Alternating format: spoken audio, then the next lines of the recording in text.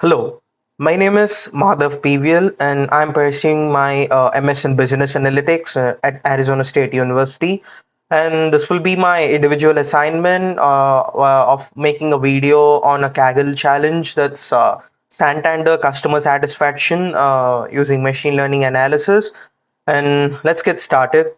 So first, as we all know, we need to just load the data set, and we can do that with the help of pandas.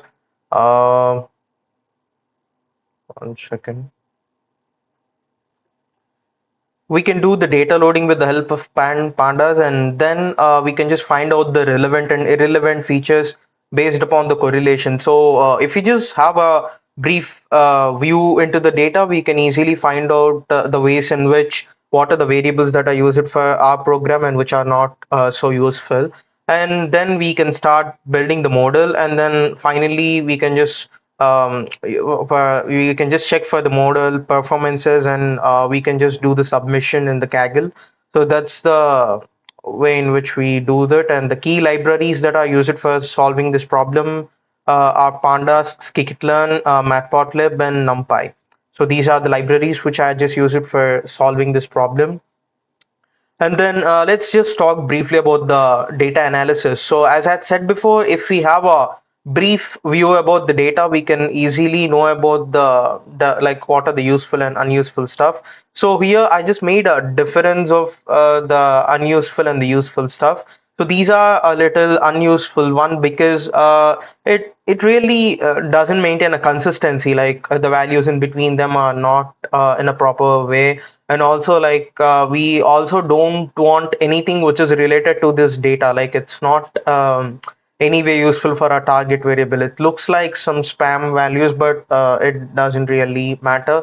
And like also these as in the explanation it says like these features do not contribute anything for our model, so that's why these variables are like unuseful one. And these are the very useful stuff. Like these are very much required for a proper building of a model, because these are like very related to the data, and also it maintains a consistency of whether there were no missing values or the repeated values or whatever. So it is maintaining some consistency. So that's the reason these are some useful values with which we can perform like we can just write the code for the model. And if we can just see directly, we can't just get into a particular model, like because we need to perform certain operations, and we just change on the variables, and also like some other stuff in between. Like we need to perform in multiple ways, and we will just get the best one. Like we need to just consider some scores here. I had considered the area under the curve score. So with the help of this score, I was just like this is a default model. Like there is some basic code of some other submission, and I just went through that, and that's a basic default score. And then I tried implementing that, and the person who just created that just left some things. So I just made it like I just made a simple easy terms. Like I just want to make it look easy, so that's the reason I just tried three models, and the third one is the best one. So first one is I had just set the max depth to 10, and also like for the second model I had changed the criteria to Genie, and again the same max depth to 10.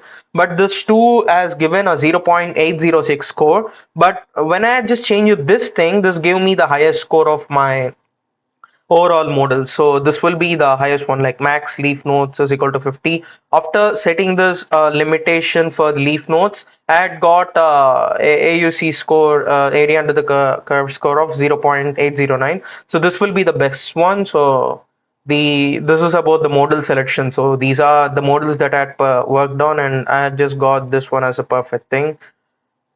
And also, like our main goal is to just get this tree look like So that's the reason with the help of this last model, the best model, I had created this decision tree, and also it has a highest score, AUC score, and outperforming other configurations. And also, like as we had limited the number of leaf nodes, it does the ambiguity of the overall decision tree is not that bad. Like we just made it look easy. Like so that's the reason we had just balanced the things. And also like I also said before there was some unuseful data, and I had just removed them so that we can avoid the noise and overfitting. So these are the reasons which were used for like getting a best model.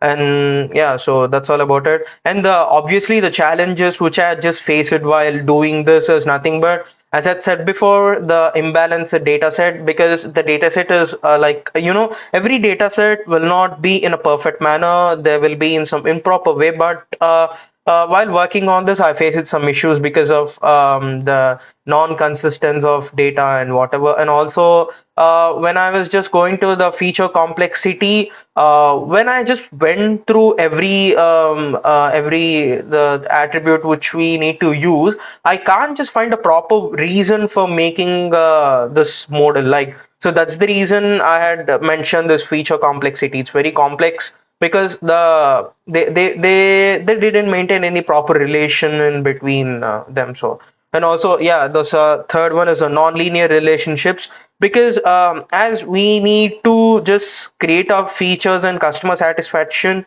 it's non-linear. Like if we need to bring the whole into a single decision tree, it's very important if we have some proper relationships in between them. But I didn't find any, so I found few.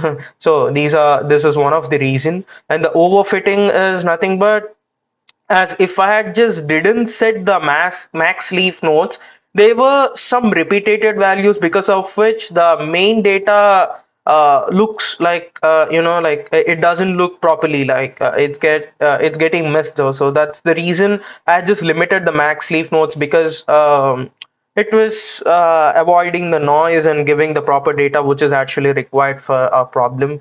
And also, this is a screenshot of the score, like the code which I had just pasted. Like I just made a thing in the Kaggle, and this is score which I had got from it. So this will be a highest score of my out of three models.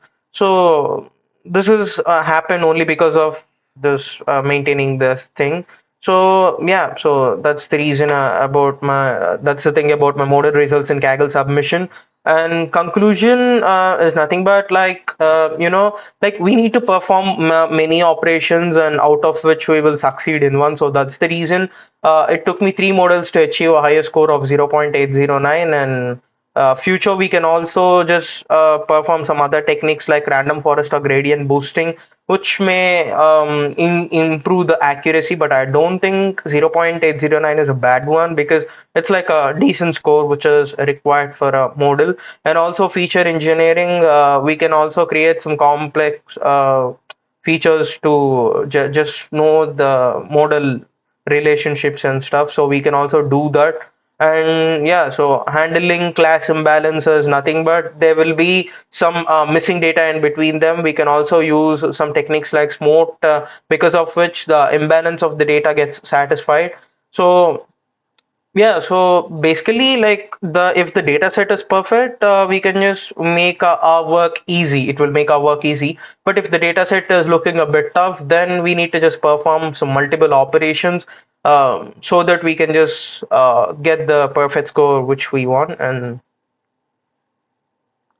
And thank you. So this is a link for the Kaggle problem which I had solved now, and you guys can have a look. And thank you.